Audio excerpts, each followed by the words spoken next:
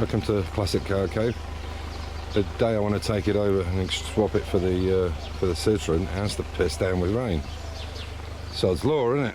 Anyway, I managed to get it on. It was a bit hairy because it was spinning on the water.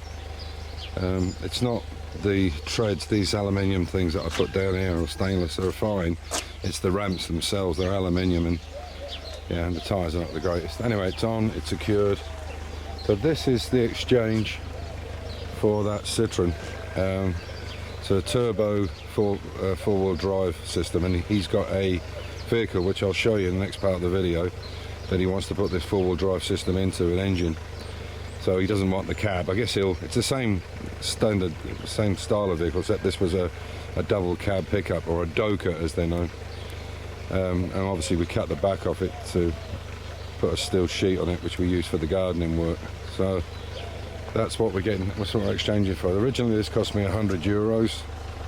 There was no paperwork with it. It was absolutely rotten. It was never going to go back on the road, even though they are worth a bit of money, the four-wheel drive ones. Yeah, so we've done a swap with it. So I'll show you when we get there. I'll hopefully drag the other one on. It might stop raining for 20 minutes. That would be nice. So we'll see you soon. So this is the. I definitely think this has been a. Looking at that, there are different style wheels on that. They've been widened, those ones. Yeah. Well, the dash is similar to the one I thought it would be. As you can see, the bottom's rotten. It's got the running boards on it. Bit of a problem here with one of the hubs, but I'll make that into a back. But the running boards are complete. So there's something wrong there. I need to make a hubcap for it there. But if you look at the engine, you see it still turns over quite nicely. You can see down there.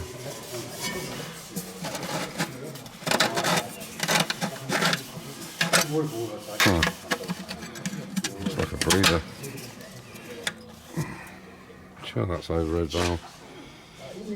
But we'll see if we can get it going. It's got everything there. Alternator, the carburetor.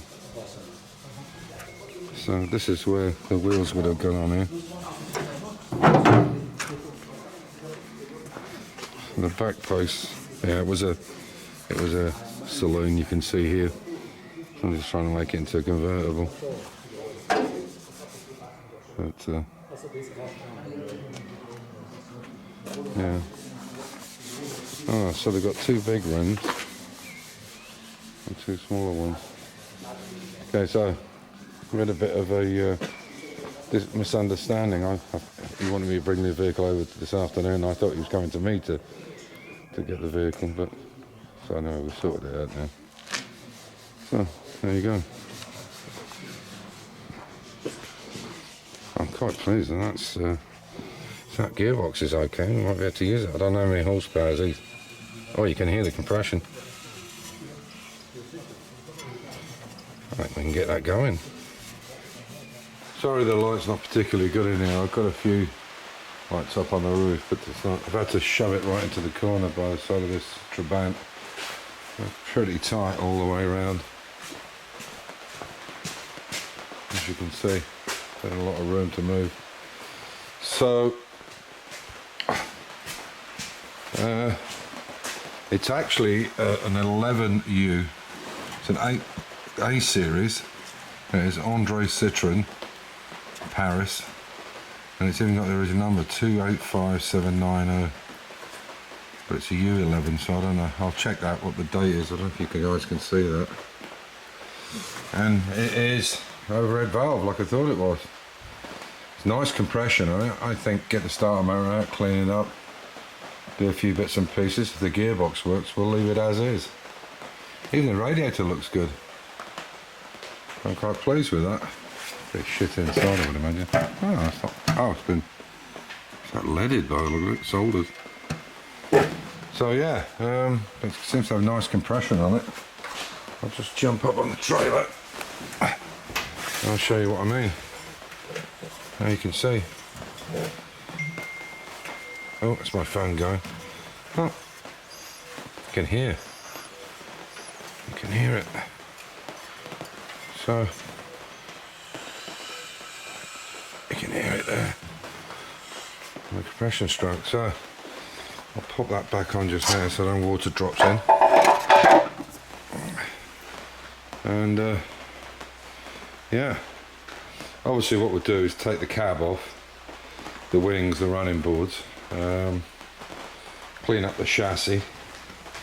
Excuse my bad filming. Clean up the chassis. Chassis is solid though, it's absolutely super thick. These massive wheels here I'll take off, put them on the back. You can see they're much too big for the arch. They'll fit on the back perfectly. I will see if there's a possibility of getting it back on the road with that tag. I doubt it, but you never know. These will be easy to take out, all these dents and stuff like that. Should be easy to do. The other lights, it's going to be, oh, still, there we go. The other lights in the back of the car. Yeah, I mean, it's fucking useless, but no problem. But all that, I love doing metal work anyway. Amir and I both like doing metal work, so that's good. Yeah, so I'll put them back ones on the... I've got some original wheels with it as well, but no tyres on it. So we'll just see what happens. I'll take the tag and see if it's possible to have it registered. If it is, then I'll do it absolutely properly. And if it's not, then we'll use it as a garden. It'll stay in the garden like the old Doka did. And we'll go from there. But the cab's easy enough. It's all metal work basically. But there's basically nothing left at the bottom of it. It's still sitting on this. Here you can see this piece of wood supporting it. But yeah. Unfortunate thing was when we tried to drive it on, the steering box works great. When we tried to drive it on though, unfortunately the steering wheel, this Bakelite wheel snapped.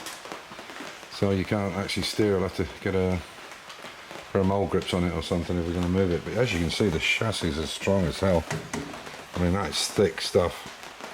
And I've got the sandblaster there so we can put the chassis in and do that. But I want to make sure the engine and everything runs, because if it doesn't, or the transmission's a problem, or the diff, then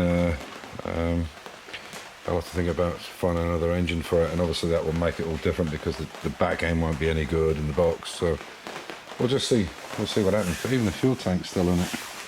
Excuse me, I have to pull past this thing. So I've checked the width on it, and I've got a bed that I had for the old Doka, and I'll take you there. So unfortunately it's raining a little bit. I'll take you through here. Get less on the camera.